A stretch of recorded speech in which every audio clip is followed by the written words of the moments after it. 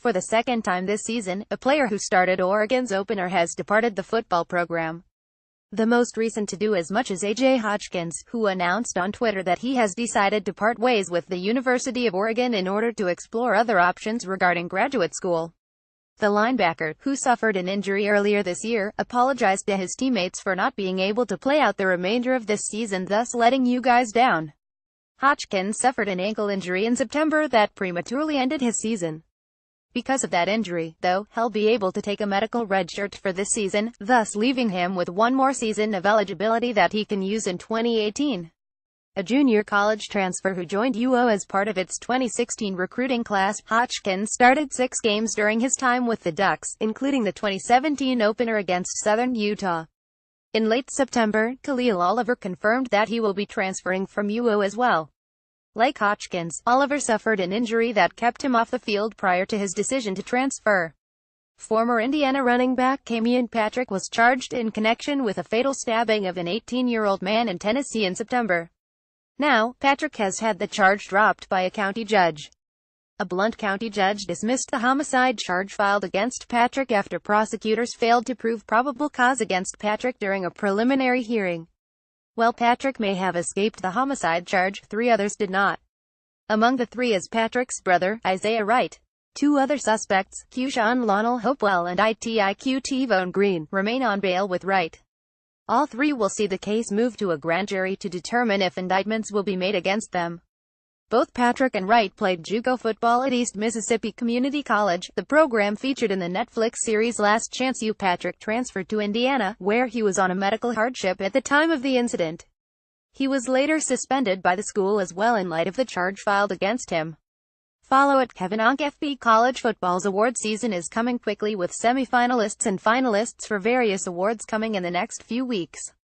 Among the awards is the Broyles Award, which recognizes the top assistant coach in college football. Today, the Frank Barbara Broyles Foundation released its list of nominees for this year's award. All 56 of them, which is sure to keep more SIDs busy this time of year. No school has more than one assistant nominated for the award, and previous winners of the award from the past 5 seasons are not eligible. Clemson's Brent Venables won the award last year, for example, so he is not eligible this season.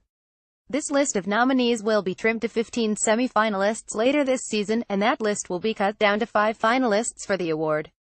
The Broyles Award was first awarded in 2010 to Auburn offensive coordinator Gus Malzahn. Malzahn is currently the head coach of the Tigers.